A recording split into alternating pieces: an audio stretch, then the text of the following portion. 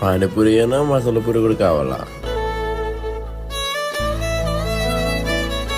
బేలిపూరి కూడా కావాలా?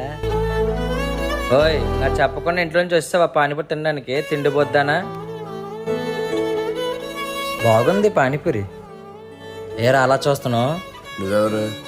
వాళ్ళన్నేనే. ఏ సారీ పోరా. ఎవరండి మీరు? నేను మీకు తెలుసా? నిజం చెప్తున్నానమ్మా, నువ్వెవరో నాకు తెలీదు. ఏడిపిస్తున్నారో చూసాను, అందుకే హెల్ప్ చేశా. థ్యాంక్స్ అన్నయ్య. థ్యాంక్స్ ఎందుకమ్మా? అన్నయ్యని ప్రేమగా పిలిచావు కదా, అదే చాలు.